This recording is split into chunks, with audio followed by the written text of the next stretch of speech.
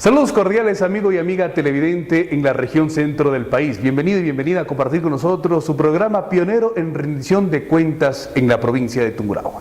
Tungurahua tiene la palabra. Vamos en esta oportunidad a emitir nuestra señal desde un sitio emblemático de la provincia de Tungurahua, de la ciudad de Ambato, creo que del país entero. Se trata de la casa de Juan Montalvo, el Cervantes de América. Vamos a saludar con la doctora Betty Carrillo. Doctora, bienvenida. Juan Pablo, muchas gracias. Y bueno, en realidad Tungurahua tiene la palabra, nos permite a todas las autoridades cumplir con esa rendición de cuentas de lo que hacemos semana a semana dentro de la Asamblea Nacional. Por supuesto, amigo y amiga televidente, vamos en esta oportunidad a repasar la actividad desarrollada en el Palacio Legislativo, precisamente dentro de la Comisión de los Derechos de los Trabajadores y de la Seguridad Social.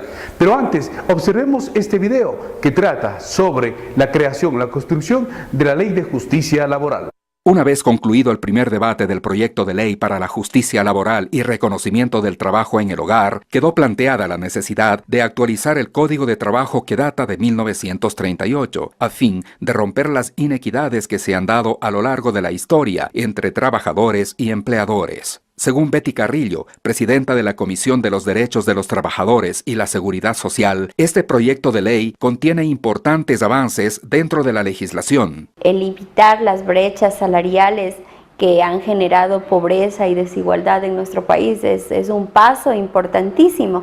De acuerdo al informe presentado por las empleadas en la comisión, el futuro hasta el 2020 es bajar esa brecha salarial que existe en nuestro país. El proyecto contiene 5 ejes orientados hacia la estabilidad laboral, equidad en las relaciones laborales, modernización del sistema laboral, democratización de la representación laboral y la universalización de la seguridad social, siendo uno de los temas de mayor concentración por parte de los legisladores el trabajo no remunerado del hogar, realizado fundamentalmente por mujeres y que no ha sido objeto de reconocimiento normativo ni social. Ahora, este es un cambio de cultura en donde se reconoce ese trabajo y no solamente eso, va más allá del reconocimiento.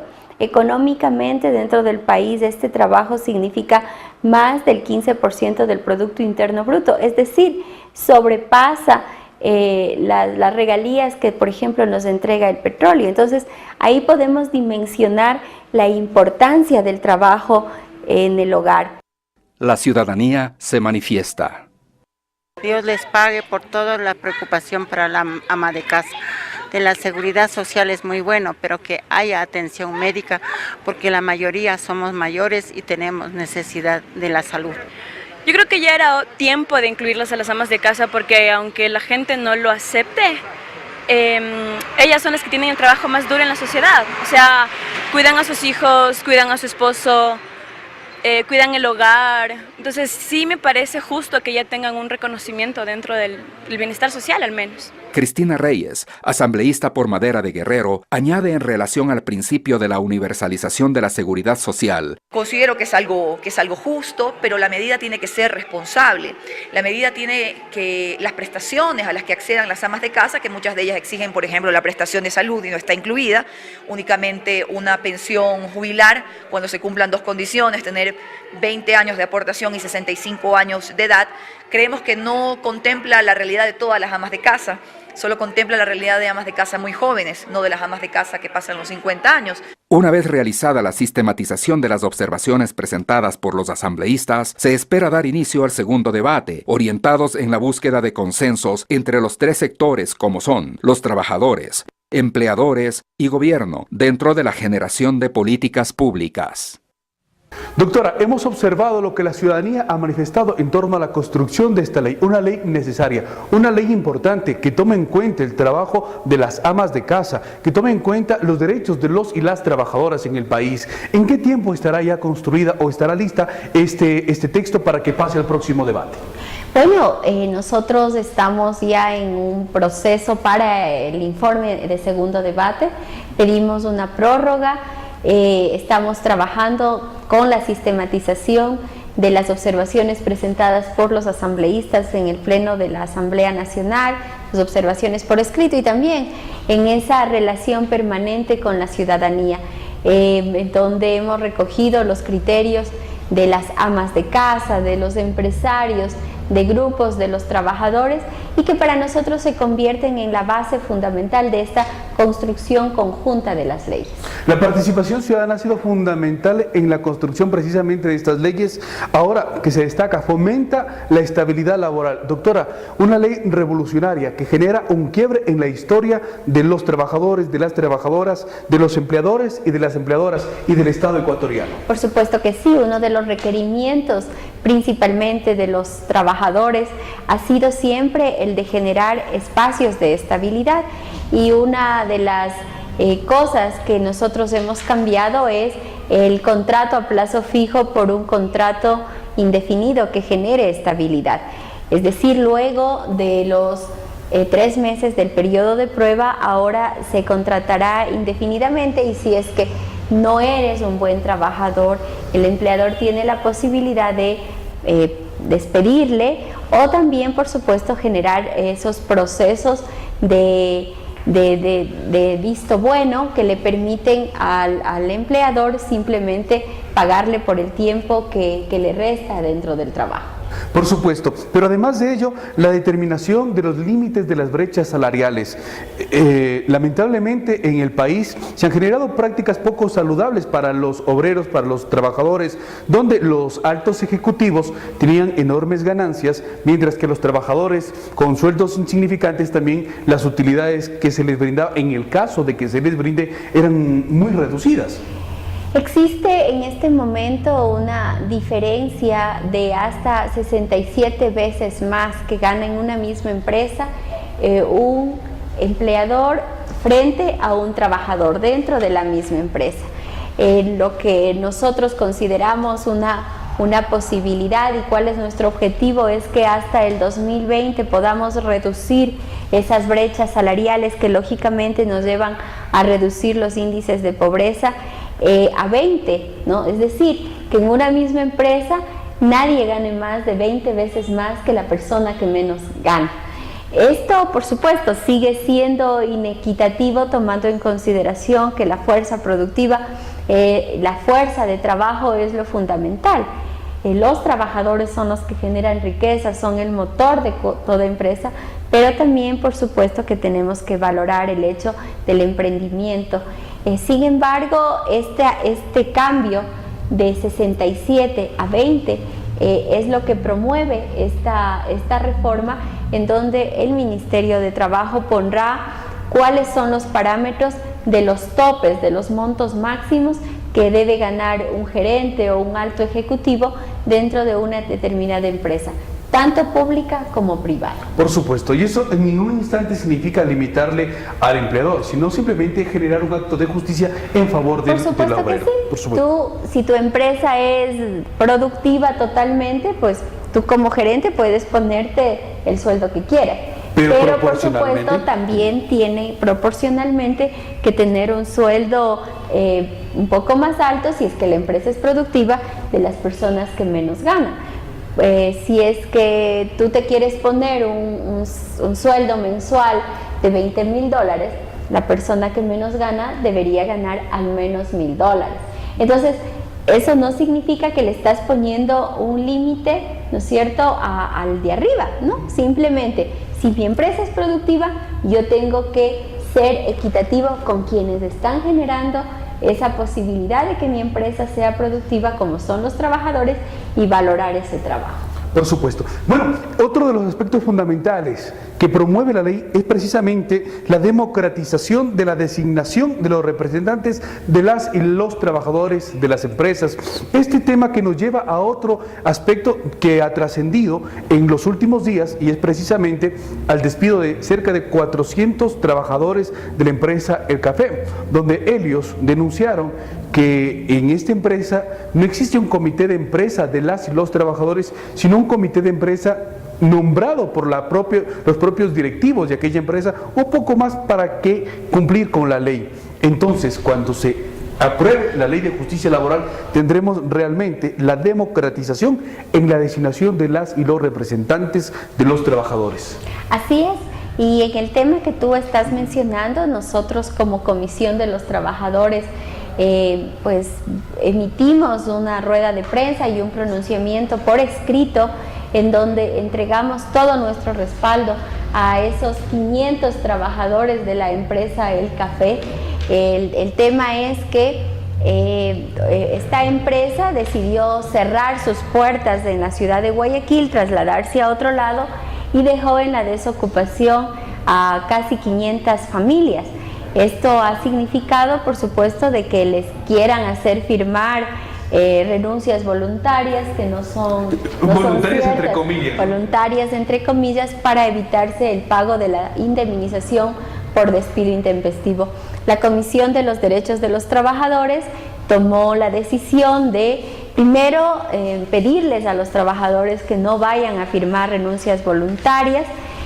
Segundo, el decirles que nosotros estaremos vigilantes de las acciones que desarrolla el Ministerio de Trabajo para garantizar los derechos de los trabajadores, y también estar alerta, ¿no? Alerta de lo que los empleadores van a hacer. Como fiscalizadores tenemos la posibilidad de vigilar que las autoridades públicas cumplan con sus funciones, y defender los legítimos derechos de los trabajadores es una responsabilidad que tiene el Ministerio de Trabajo.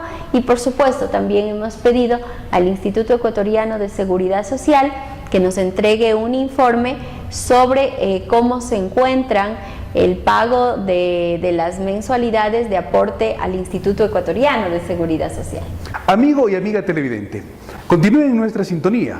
Volvemos con el segmento Conociendo mi Tierra, una entrevista a Carlos Miranda Torres, administrador de la Casa de Montalvo.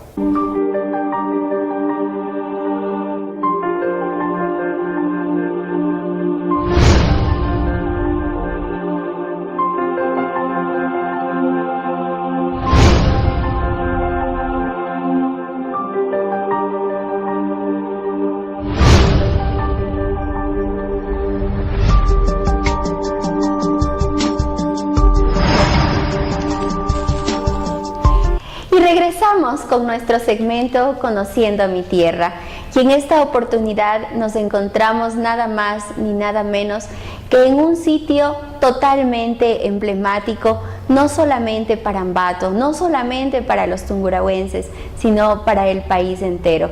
Y se trata de la casa de uno de los hombres más representativos dentro de toda la historia de nuestro país.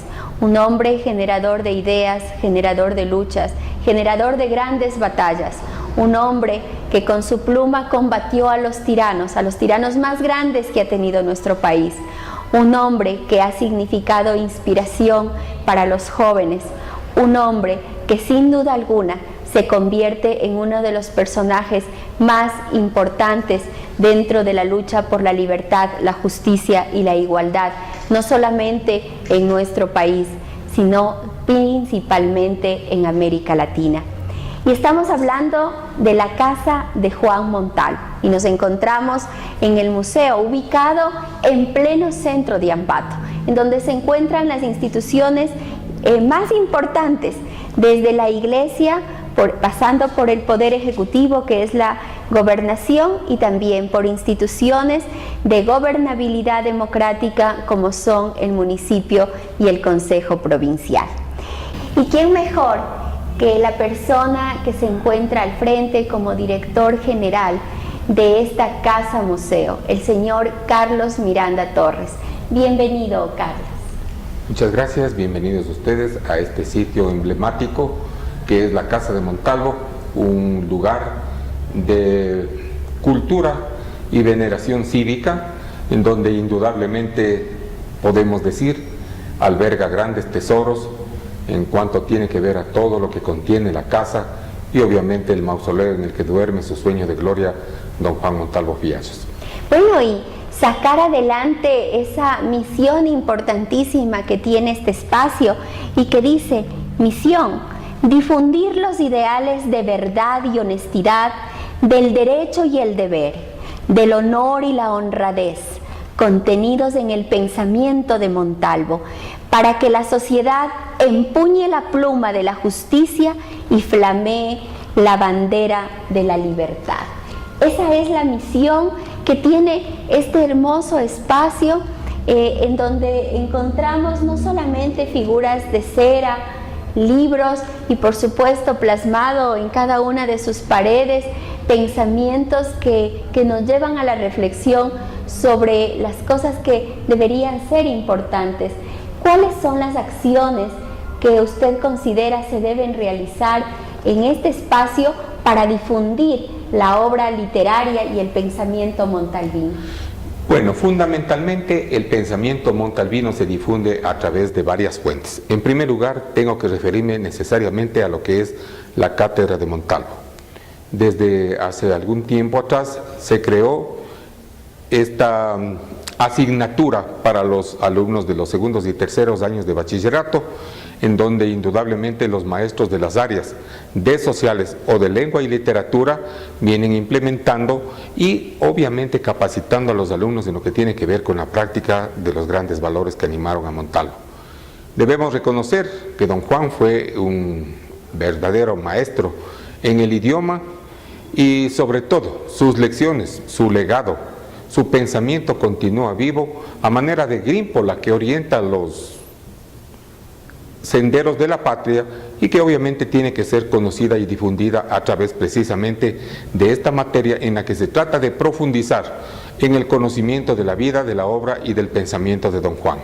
Aparte de eso, la Casa de Montalvo cuenta con un importante fondo bibliográfico en el que prácticamente están todos y cada uno de sus libros que están a la disposición de los maestros, de los alumnos, del ser común en general, y que pueden ser adquiridos a precios sumamente bajos. Tenemos que también agradecer en este aspecto la ayuda formidable que le da el Consejo Provincial de Tungurahua con el ingeniero Fernando Naranjo Lalama a la cabeza, que año a año viene editando la Cátedra de Montalvo, que precisamente sirve para entregar a los alumnos y a los maestros en lo que tiene que ver con la zona central del país. Qué importante aquello. Y veo que ahora están muchas personas visitando nuevamente la Casa de Montalvo, y una de las que más llama la atención siempre es el poder estar frente al ataúd de Montalvo, ¿no? En el mausoleo de Montalvo, en donde realmente recuerdo cuando yo estaba en la escuela en el Liceo Ceballos, nos trajeron en alguna oportunidad acá y nos decían que había que cortarle el pelo, las uñas. Y es la primera pregunta que yo le hice cuando entré acá. Bien, Betty, eso es prácticamente parte del mito, digámoslo así, porque en la realidad, ¿no?, ya la persona que ha fallecido pues no tiene manifestaciones de crecimiento orgánico. Pero sin embargo, lo que sí podemos decir es que se ha preservado de una manera especial su cuerpo. Como sabemos, Montalvo fallece en París el 17 de enero de 1889, después de sufrir un proceso de pleuresía que le tuvo postrado casi un año en la capital francesa, y fueron sus amigos, entre ellos don Miguel Seminario, don Víctor Manuel Rendón, entre otros el doctor Agustín Leonidas Yerobi, quienes costearon los funerales de Montalvo y su sepultura en la iglesia de San Francisco de Sales. Previamente su cuerpo fue embalsamado y precisamente unos 5 o 6 meses después de su sensible fallecimiento, un vapor trajo sus restos mortales hasta Guayaquil, en donde fue depositado en el cementerio general, en medio de la veneración del pueblo guayaquileño, y permanecieron durante 43 largos años, hasta cuando en 1932 Ambato los reclamó para depositarlos finalmente en el mausoleo que había sido construido precisamente para la conmemoración del primer centenario de su nacimiento, y que a partir de entonces recibe indudablemente el culto y la veneración del pueblo de Ambato, de la provincia de Tungurahua, del país, y por qué no decirlo también de todos aquellos turistas que vienen a Ambato y que quieren siempre tener un encuentro cara a cara con don Juan. Y bueno, y también aquí dentro de esta casa museo podemos observar en la sala número 4 algo que realmente nos remonta a cómo era la vida de Montalvo y de hecho cómo sus ideales trascendieron para esas ideas libertarias de lo que precisamente sería un posicionamiento de y una forma de vida como era Alfaro, ¿no?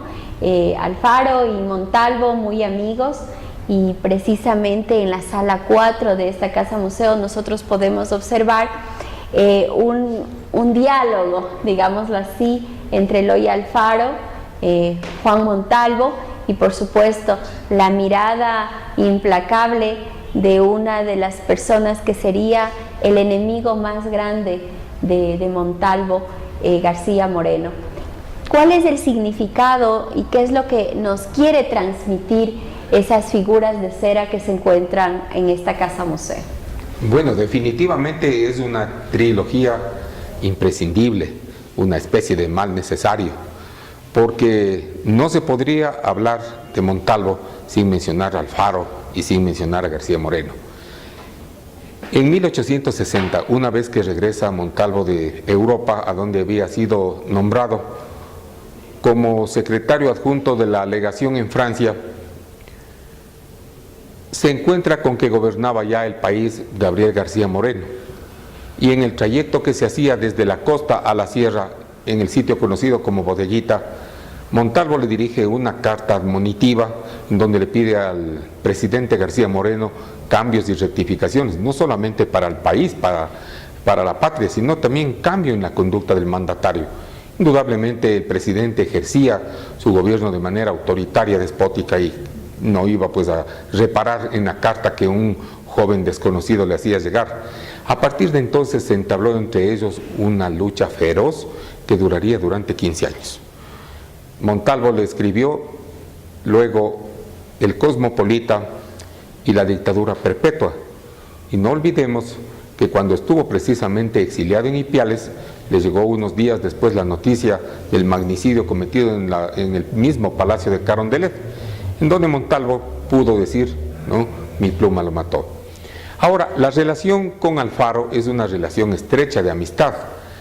Montalvo había sido exiliado a Ipiales y vivía oscilando entre el hambre y la pobreza. Ese es un asunto incuestionable. Lejos de su patria, lejos de su familia, sin recursos, la vida de Montalvo realmente se tornó sumamente dramática. Es importantísimo que volvamos la mirada a los libros y leamos lo que nos cuenta al respecto el gran historiador baneño Óscar Refrén Reyes, en donde Montalvo, para poder subsistir, tuvo que vender su pluma de oro, tuvo que vender su reloj, porque de otra manera hubiera sido consumido por el hambre y la necesidad. Sin embargo, cuando Alfaro se enteró de esa situación tan precaria por la que atravesaba su amigo, su paisano, el gran escritor a quien había conocido, no dudó en extenderle la mano y llevarle hacia el Istmo de Panamá, en donde asimismo le proporcionó una ayuda franca que consistió fundamentalmente en la alimentación, en proporcionarles recursos e inclusive en publicar sus libros. De tal manera que entre ellos se estableció a partir de entonces un nexo de sólida amistad. Entonces, lo que usted puede mirar aquí, digamos, es una recreación que muestra a estos tres personajes. A Montalvo en una actitud de franco diálogo con su entrañable amigo Alfaro, y presenciando la escena muy de cerca, la figura de don Gabriel García Moreno. Y bueno, y también hay que reconocer el hecho de que tanto la entrega a la ciudad de esta casa como la construcción del Parque Montalvo se lo debemos a Eloy Alfaro.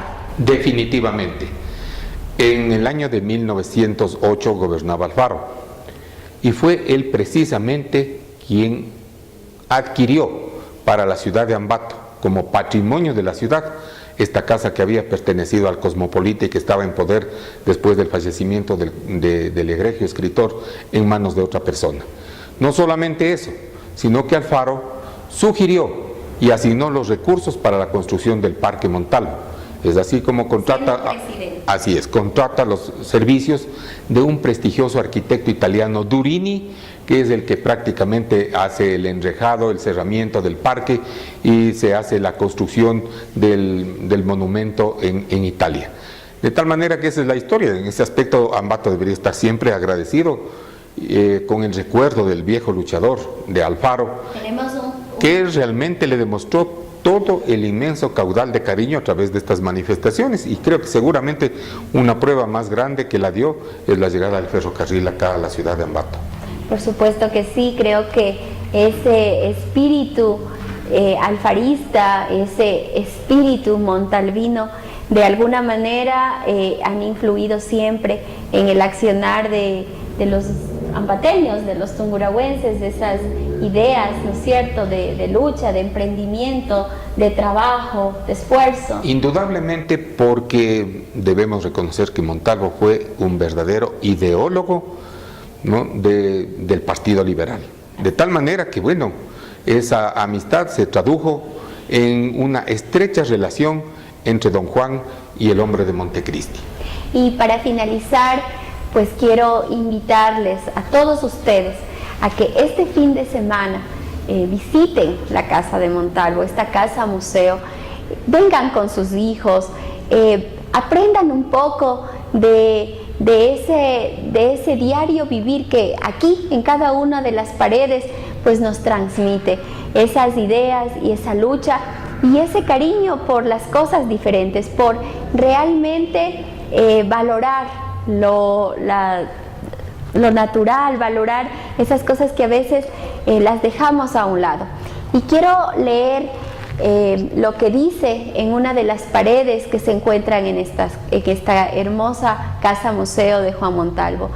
Si alguna envidia tengo en este mundo, es la del hombre modesto y tranquilo, que vive rodeado de personas queridas, que goza de la infancia de sus hijos, los que ve crecer y romper en ellos la aurora de la inteligencia, que tiene amigos afectuosos con cuya lealtad puede contar en todo caso, que se calienta al sol de la patria y se refresca a la sombra del techo propio, que halla a la vista las montañas y dirige sus pasos a los sitios de sus recreos familiares, que conoce a todo el mundo en la calle, que se despierta al sol de las campanas de su iglesia, campanas que ha estado oyendo desde niño. Ese es el espíritu montalvino, esa es la esencia de un hombre modesto, de un gran idealista. Muchísimas gracias, Carlos, por darnos a nosotros este espacio, por seguir construyendo a través de esta historia que está vigente, ¿no? Esas ideas jamás pueden terminarse y son las que nos han permitido seguir adelante. Muchas gracias, Betty. Quiero aprovechar de esta oportunidad para invitar al pueblo de Ambato, de Tungurahua, del país, a visitar este repositorio cívico y cultural que es la Casa de Montalvo y a conocer y admirar los tesoros que encierra en cuanto a cuadros, muebles, fotografías, objetos y elementos que pertenecieron a don Juan, sus escritos originales, pero sobre todo a contemplar su cuerpo. Queremos agradecerles por la gentil visita que nos han dispensado a la Casa de Montalvo y aprovechamos de esta oportunidad para invitar al público, al magisterio, a los estudiantes, a la celebración de la sesión solemne el próximo 13 de abril, que celebramos el natalicio de Montalvo, así como también el 23 y 24 al Coloquio Nacional Juan Montalvo, con intelectuales de primera línea, historiadores de la Academia Nacional de Historia, que van a capacitar al magisterio del país para que pueda llevar de mejor manera la cátedra montalvina. Bueno, la invitación ya está hecha y precisamente porque esto nos permite abrir las puertas de conocer más sobre la historia de nuestra ciudad, espero nos acompañen también la próxima semana, en donde estaremos en otro lugar emblemático en la ciudad de Ambato para conocer nuestra tierra. Muchísimas gracias por acompañarnos en Tungurahua Tiene la Palabra y por supuesto invitarles para que la próxima semana también nos acompañen y juntos podamos recorrer estos importantes lugares emblemáticos de la ciudad de Ambato y de la provincia de Tungurahua. Nos vemos.